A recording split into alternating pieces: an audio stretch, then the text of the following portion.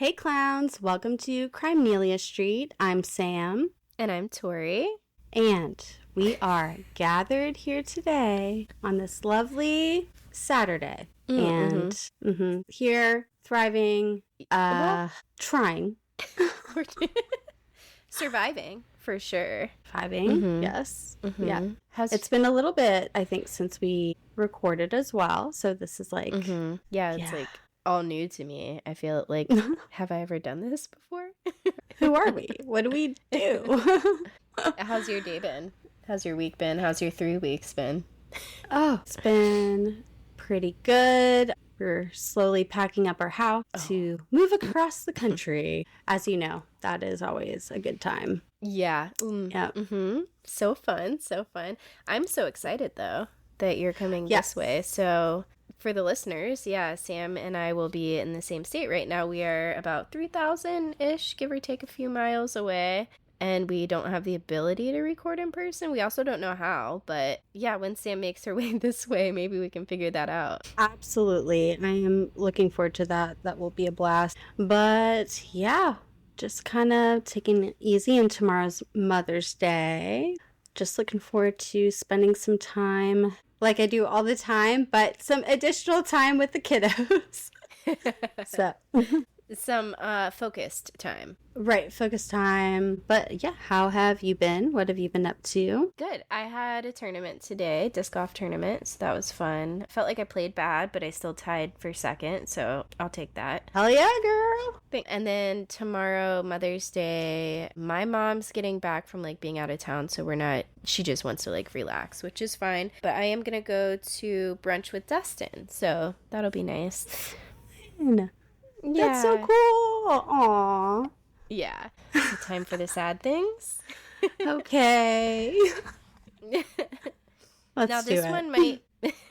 Okay, so you can pull up photo 1. Okay. It is labeled Andrew, age 14. Okay. Aw. I know. He's such a little cutie, isn't he? Right. Yeah. Okay, so this is Andrew Gosden. He lived in the UK. He went missing when he was 14 years old, and he's 14 years old in that photo. So that's what he looked like when he went missing.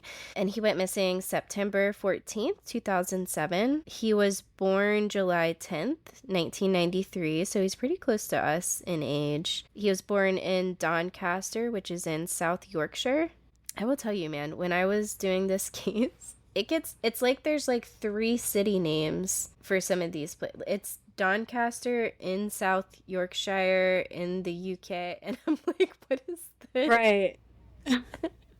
because we have city, state, country. Right.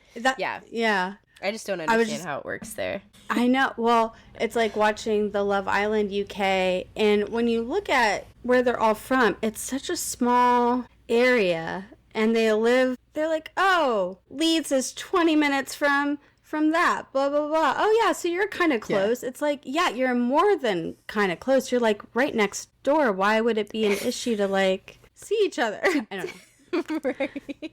No, and, like, it's so funny, too, how the accents are so different. Like, there's, like, 4 different accents in London. Right. Like, exactly. Depending which, like, little borough you're in. That's crazy. It's kind of like New York, though. I think New York's kind of like that, too. Yeah. It's so sidetracked so easily. Andrew's parents were Kevin and Gwyneth Gosden, and he had a sister named Charlotte, and the siblings were known to the family as Charlie and Rue, which is just so cute. Yeah, that is really cute. Rue, oh my god. I love that. Yeah. So cute. Rue was a bit of a math genius. He had been to a couple national math competitions, and he had won some awards too at the competitions. He had 100% attendance in school, which is impressive, and he was proud of that attendance record as well, which is like, go for you. Right, that's awesome. Good for you. Good for you. Yeah. That's awesome at that age, though, to care about that. I was not concerned. Right. No. No, that is really cool.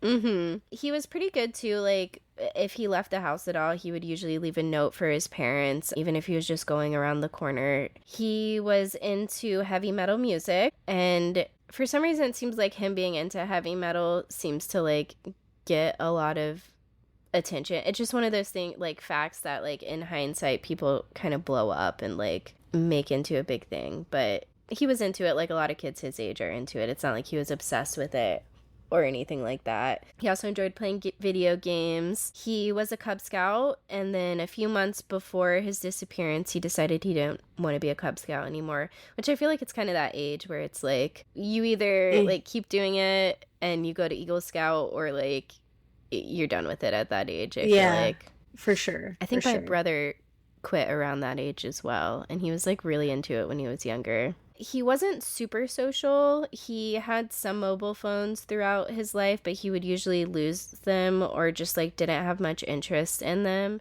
After the last one that he lost, his parents offered to replace it, and he said that no, he'd rather have an Xbox, which fair.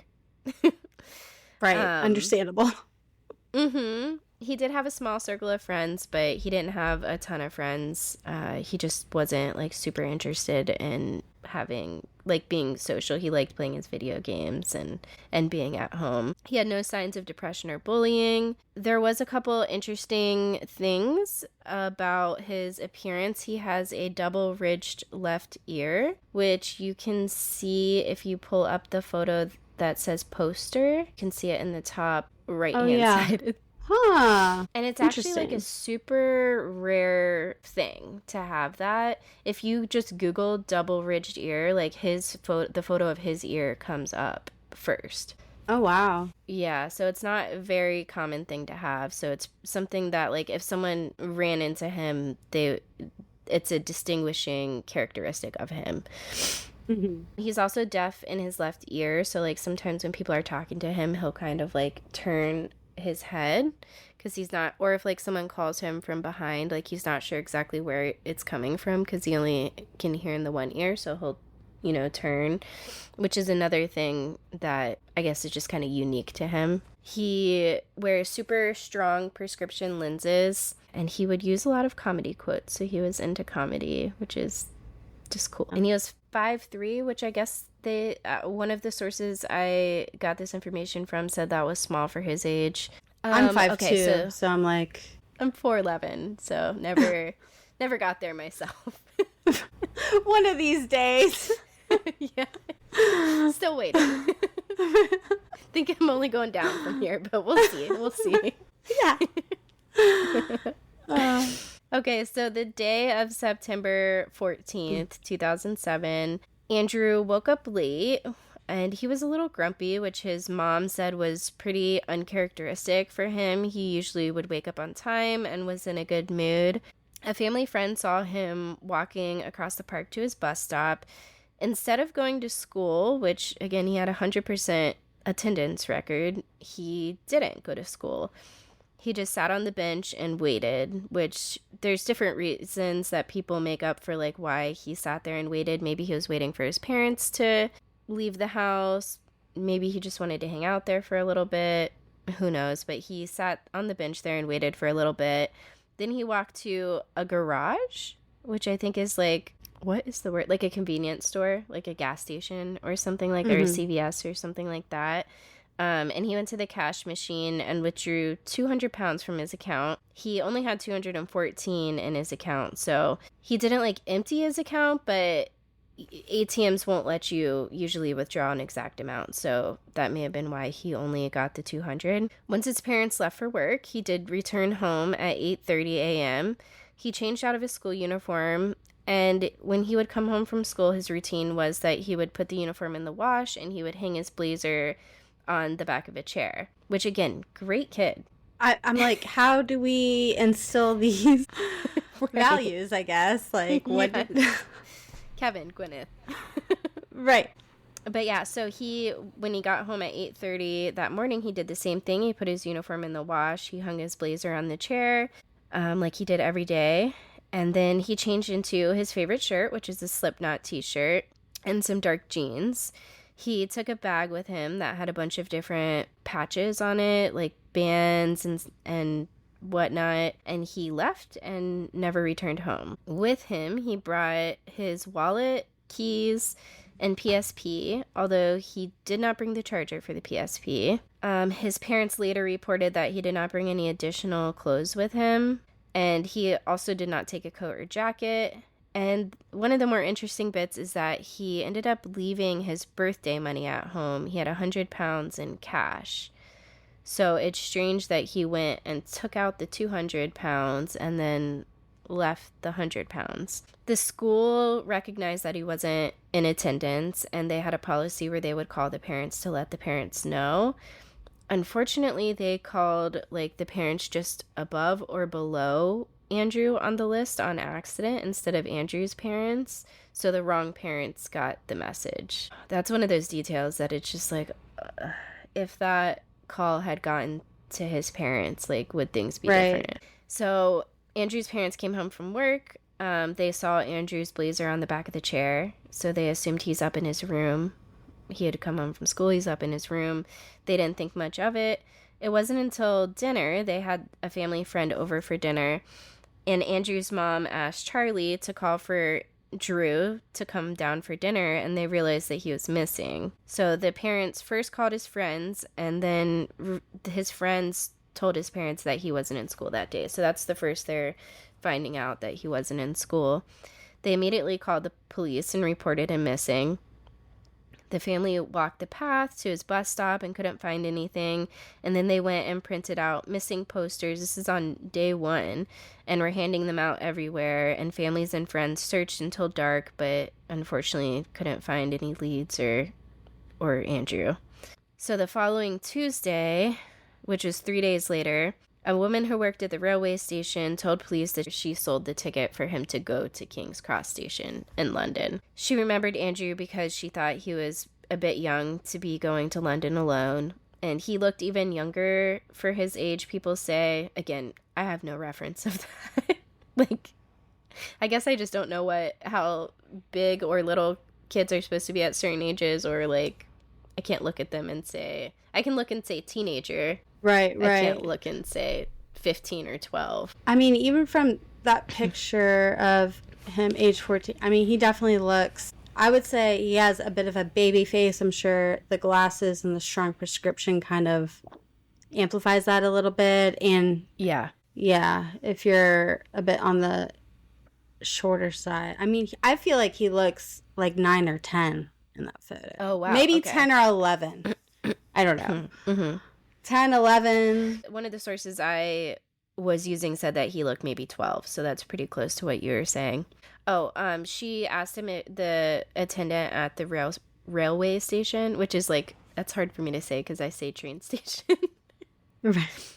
But I think they call them railways there. But the lady at the railway station asked him if he wanted a round trip to London and then back from London. And she told him it would be a little bit more to do that. And he said no, he didn't want the round trip ticket. He must have walked from his home in Doncaster to the railroad station, which is about a 20-minute walk. A woman came forward about a month later after his disappearance who recalled him being on the train, playing his PSP around 9:35 a.m., which is when the train left from Doncaster to London. 27 days later, from when he went missing, investigators were able to find 3 frames of Andrew at King's Cross Station at 11:20 a.m., which is when the train arrived from Doncaster. And he was heading towards the exit of King's Cross Station, and you can see him in the photo, which is one of the frames. It says Andrew at King's Cross. Mm-hmm. And it's like, that's Andrew. Like, it's a very clear photo. And then they were even able to zoom in, and they identified him by the double-ridged right ear as well when they enhanced the photo. So it's no doubt about it, that's definitely him. The CCTV in London had an automatic 30-day override. So after 30 days, it would be erased. It was 27 days after his disappearance that they found out about him being in King's Cross. So I'm not sure, like, how much police were able to review in those 3 days, or if they were able to, like, stopped the footage from being deleted and were able to review it, or if they weren't able to get to it. I'm not sure, but they were never able to find Andrew on any more CCTV in London, which is kind of surprising. Right, because that's everywhere there. Yeah. And it was 2007, so it's not like it was as advanced as now, but still 2007. Mm-hmm. You would think there would be more, you'd be able to see more of him. So did it catch like the direction at all that he was going in, or was that just the very last frame or like viewpoint you could see him? I mean, you can kind of see him walking to his left out of the door, but he could have been walking, maybe someone was walking towards him and he was walking a little to the left. It looked to me like he was going a little to the left, but yeah, that's the last anyone ever saw of him, was on those 3 frames. Initial police investigations and searches in London were focused on areas where Andrew had family, so he did have some family in London. But those were to no avail. He wasn't with his family. He hadn't contacted his family.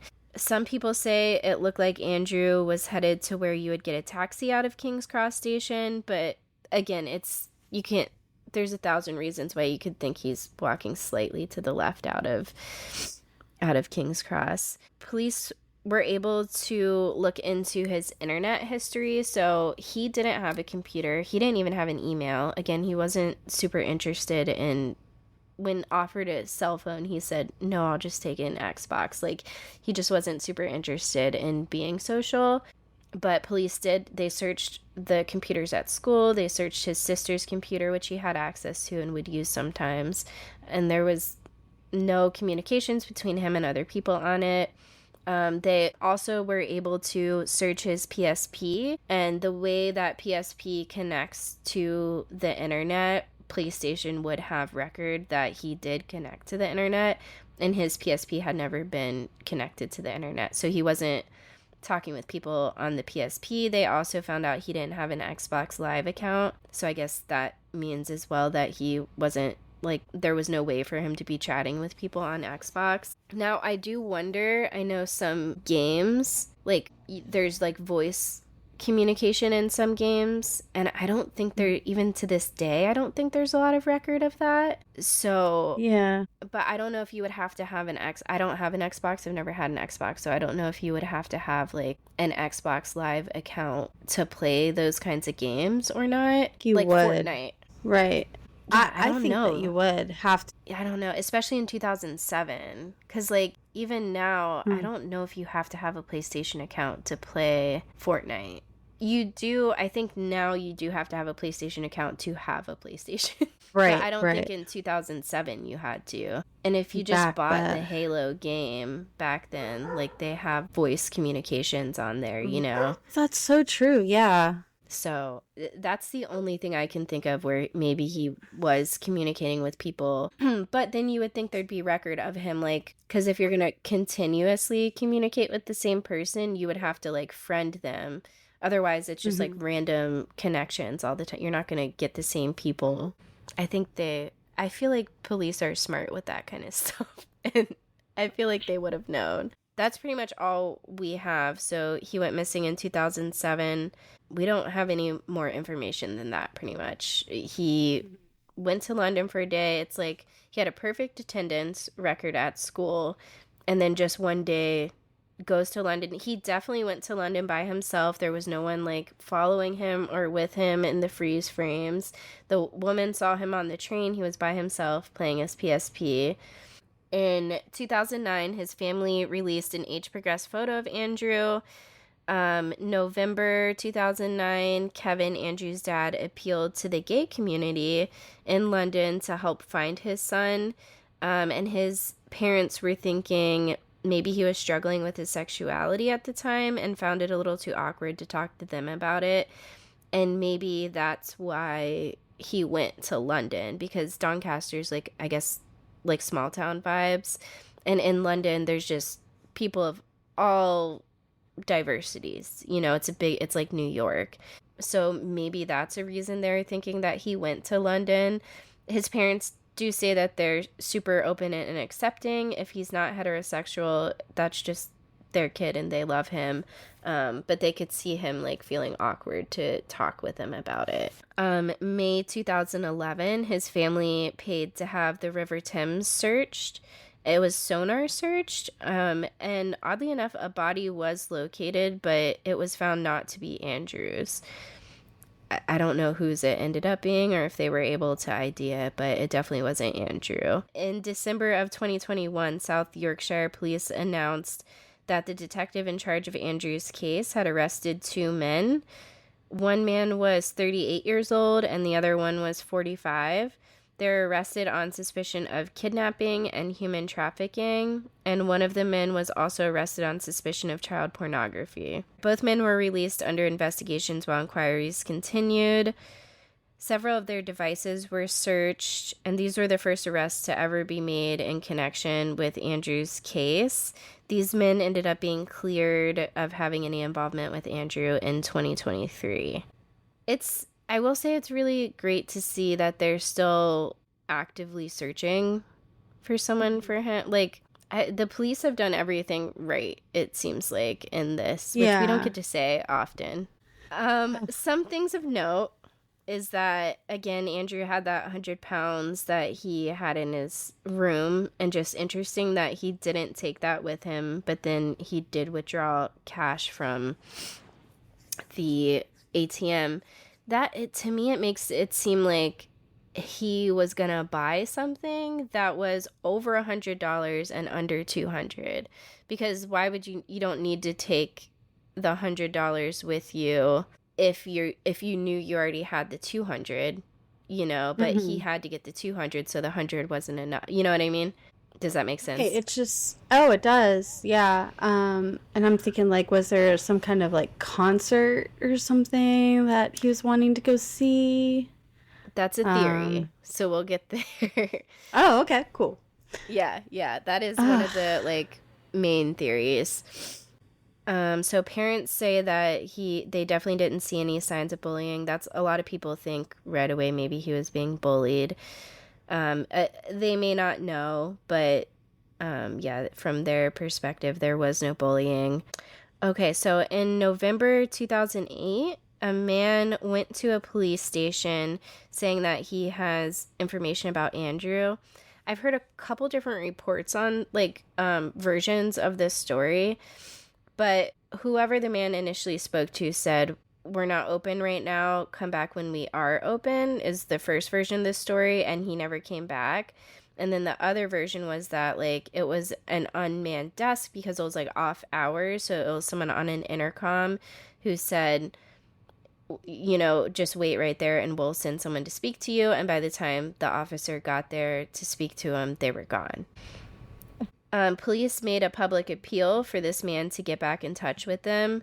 Someone claiming to be that man wrote anonymously to the BBC after Andrew's case was featured on a talk show in the UK, and he gave possible details of a possible sighting of Andrew in Shrewsbury in November. That it hasn't been confirmed that is the same man, though, so it's like maybe he thought he saw Andrew and that's why he went to the police station, but it's, like, weird to, like, leave then.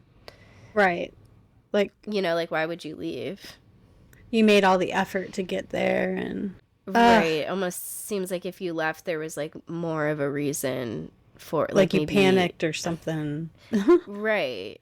So yeah, that is just, like, another frustrating detail for sure.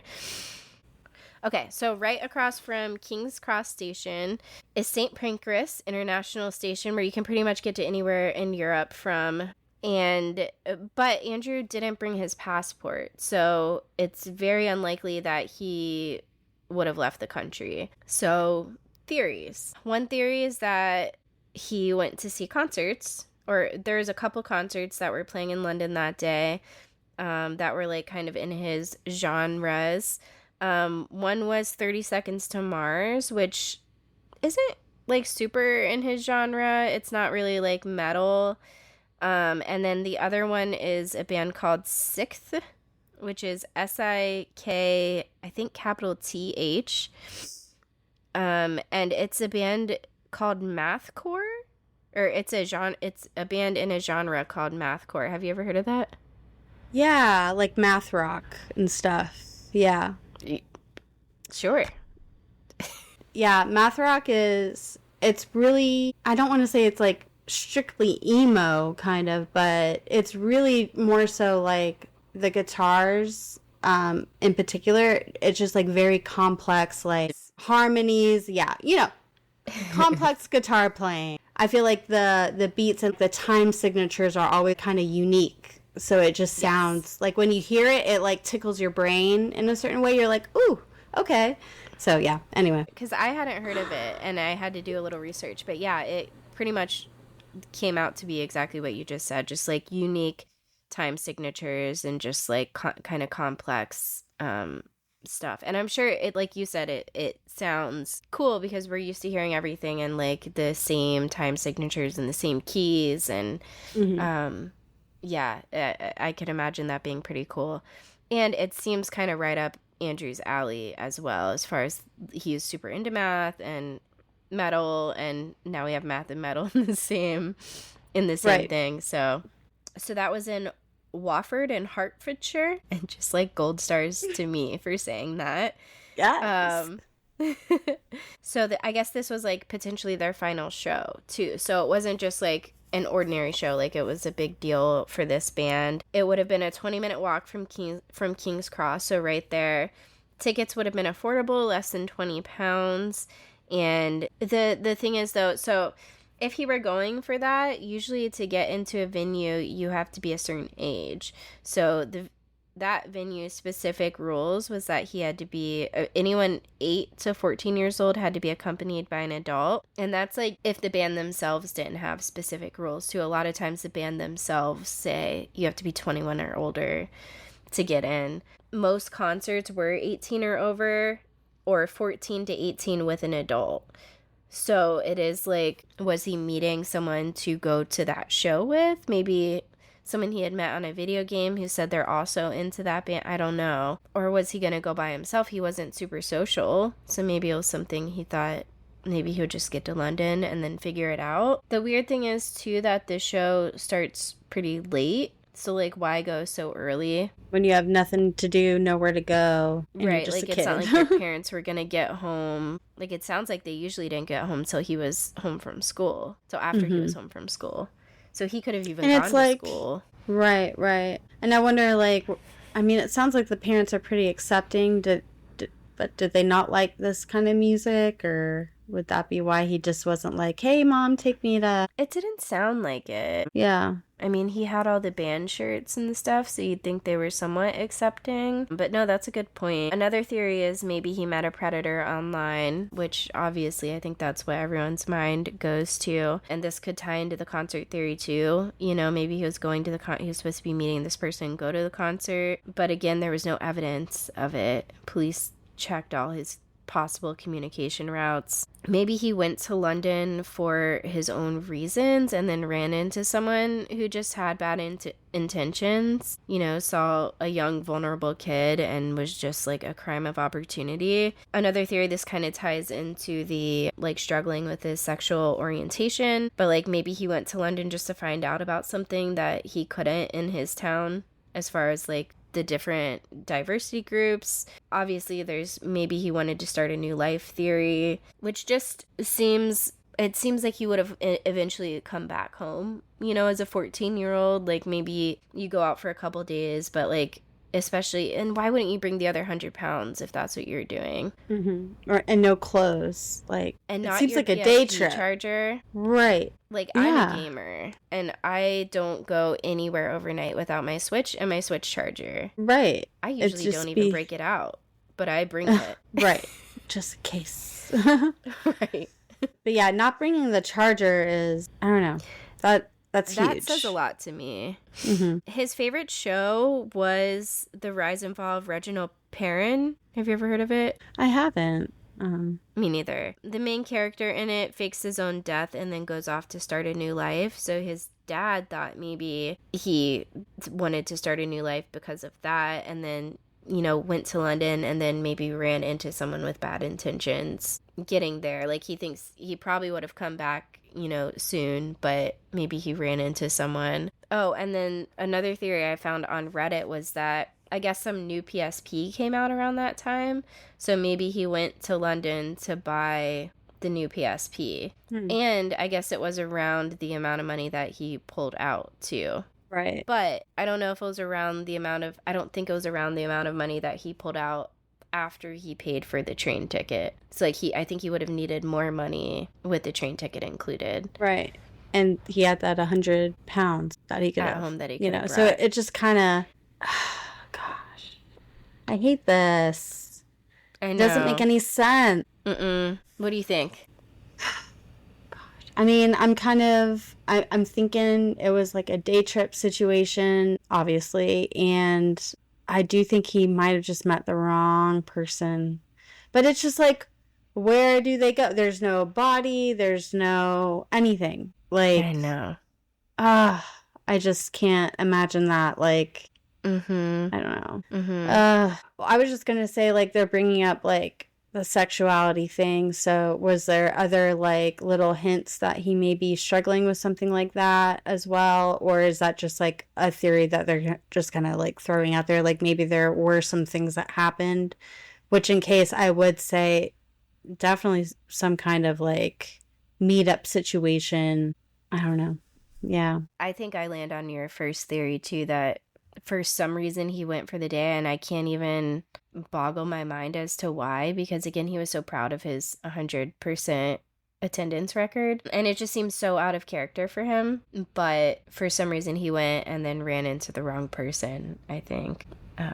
Yeah. So Who sad. knows? I hope he's still right. Hopefully he is, and exactly. And I guess like being at that age, you're going through lots of changes, and right. Sometimes life feels so freaking weird. So maybe it isn't totally like crazy that he was like, you know what? Fuck this. I'm skipping school. Right. I can see that. It just sucks. Yeah, because it's hard to say something's out of character for someone at that age, because you're going through so much, and just like you said, so many changes, and maybe that's the day that your personality starts changing a little. So yeah, his parents do have a website for him, which is one of my sources. The website is helpustofindandrew.weebly.com, and they have the age progressed photos on there. We'll put them on our Instagram too. They have photos of his double ridged ear as well. So yeah, definitely check that out. And they also have a message on there that I want to read for Andrew. And it says, "Dear Andrew, we have all missed you so much since the day you left. Not a day goes by that you're not in our minds constantly. You were always so witty, polite, caring, and intelligent that we desperately miss your company. The same is true of all your friends and the thousands of people who have prayed for you and helped us search for you. If you should ever read this, forget about any water under the bridge, and please have no fear about making contact with us. We do not care where you have been or what lifestyle you have chose for yourself. We only want to know that you are safe and well, and to help and support you if we can. We remain as proud of you as we always have been and love you deeply. All our love, Dad, Mom, and Charlie." Like, I know. I almost started crying, but I didn't. That is so sad. I cannot imagine that pain. Oh my God. Yeah, we won't. We just won't. Right. We won't. Nope. We don't need to, but we will help spread that awareness for sure. Yeah, that's why I Just wanted in to cover case. this case. Yeah, because I hadn't heard of it, and I just felt like it couldn't hurt to be one more voice out there for Andrew. sure. So it feels like some happy stuff is in order. Or Right. We can definitely, we can do that. I don't know if it's that we still don't have Rep TV, so I don't know how happy it can get. I know, right? We're waiting. Were you gonna bring up the text in the Band of Clowns? Yes, I was gonna say that. Right. So it says, "I'm so hungry I could eat Reputation TV." I am so hungry I could eat Reputation Taylor's version, actually. Yeah, so fast. If she released it, like, I have plans tomorrow, I will drop them. I will stay up all night long and I will listen. Mm-hmm. I will eat Absolutely. Gobble it up. If we're going to be getting 2 re-records this year and follow the pattern, then it needs to happen soon because to speak now, the release date was it July the 7th? Was it 7/7? And she announced it at some point. She did. She definitely did. I am sure of that. Absolutely. We can confidently say, yep, it was July the 7th, 2023. Nice. Okay. And then we had 1989. And we keep seeing, like, I don't know if you do, I say we, but, like, I keep seeing all these posts that say, like, it has been this many days since the last announcement, and she hasn't gone this long without an announcement. Are we gonna get both at the same time? Is it? I mean, it's kind of... We're in May. Right. And the copyrights only go till, I think, August. Right, but she could reapply for them. The trademarks, not the copyright. Trademark. Yeah, one of the... Yeah. But is, like, she trying to give Reputation vibes? Because, remember, beforehand, she had, like, blacked out her Instagram and her social media, and then it was just, like, one post, and then it was, like, it was dropped after that. Or it was dropped with one post or something. Right. That's what people are saying, that she's, like, gone, or I've seen that on a couple of videos, that she's, like, gone dark to, like, replicate the Reputation, like, I was just going to say, if Blake screws this up for us, dude, with her shit, I'm angry. Because I feel like this is not a part of the plan. This was not. No. This was not coordinated. So we didn't even go over our names today. No, but your name brought it out. I was like, okay. Well, where do we start? The subpoenaed dragon. That is Tori's name today, subpoenaed dragon, because Taylor has officially been subpoenaed, right? Like, do we have that confirmed? No, I feel like I saw that. Yeah. No, she has been, yeah. And then Travis unfollowed Ryan. Whoa. It's funny because I still, like, I get the big deal with, like, unfollowing and following people. I get it, but it does seem so, like, MySpace top 8 to me kind of vibes, like high school. For sure. But I guess it does, if you want to make a statement, you're going to do it like that. Volumes. It does. It's, like, some huge deal, I guess. But, like, remember the great unfollowing of Joe Allen? Like, when literally, like, everyone in her little circle after that one dinner or whatever that they were. So it's all, like, a very, like, calculated, like, way to... I not even in, like, a bad way. It's just, like, a way to make a statement without having to say anything, you know? So, for sure. Yeah, like, imagine I just being referred to as someone's, like, dragon like that is so... just, like, disrespectful.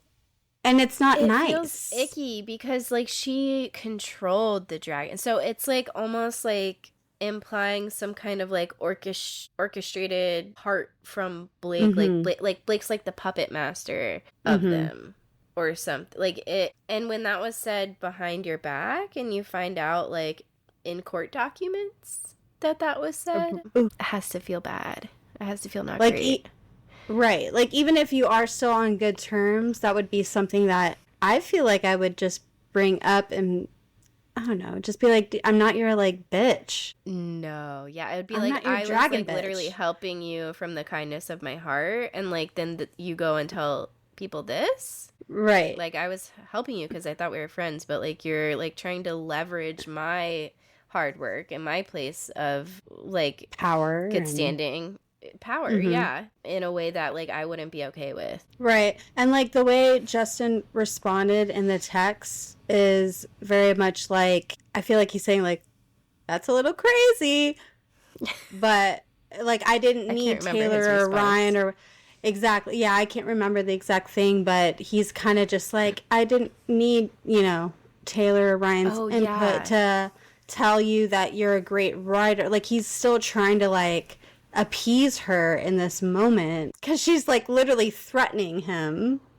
Yeah. In the text before. Oh, and other true crime updates, I guess, the Madeleine McCann case, they had that big update on recently. I forget the guy's name, but yeah, they like went and I guess they searched his bunker back in like 2016, and this bunker had like children's toys and whatnot in it, and they got these USB drives out of it. And I don't know if they just like recently searched it or why, but yeah, they recently had an announcement, I think it was May 7th, that they do believe her to be deceased, unfortunately, and that, yeah, they think it was this guy who's already in prison for sexual assault, it sounds like. So, and it sounded like he was running in like a ring of like a bunch of people involved in the same like things too. So it's just you and I were talking about it a little bit on the side, but it just gross how many of those monsters are out there. Yep, and like the conversations that they got from the drives and all that is just like, wow, I hate it. Yeah. And it's like you brought up too, I hadn't even thought about it, how like the family has been being accused, the parents, and like it's got to be some relief to have like some closure, and like also for people to kind of lay off with that stuff. Also the worst too, because it's the worst outcome, you know, like it's just so terrible. So yeah, terrible all around, but I guess just the silver lining is that guy is locked up and they have, true, you know, evidence for the other people he was involved with. But that actually, I guess that's true. This is also kind of sad.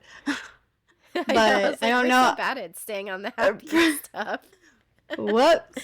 It's just, you said it a few times. I think I've said it too, but whenever we're talking about how people react in situations like this that involve maybe like someone dying or going missing, and it's just like hard to know how you would, how I would, what is shock, what is them trying to hide something. But in Canada, actually in Nova Scotia, there's this big case going on right now about these two kids that have gone missing. And, you know, you see the interview of the mom.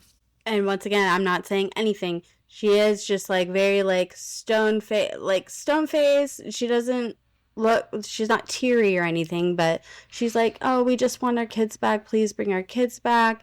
I guess it's like they had a baby and her boyfriend were kind of in their room in the bed and the kids were playing outside, and it looks like they live on like a property in like kind of like a trailer type of situation. So the kids were outside playing, and then all of a sudden they didn't hear the kids playing anymore, and then they couldn't find them.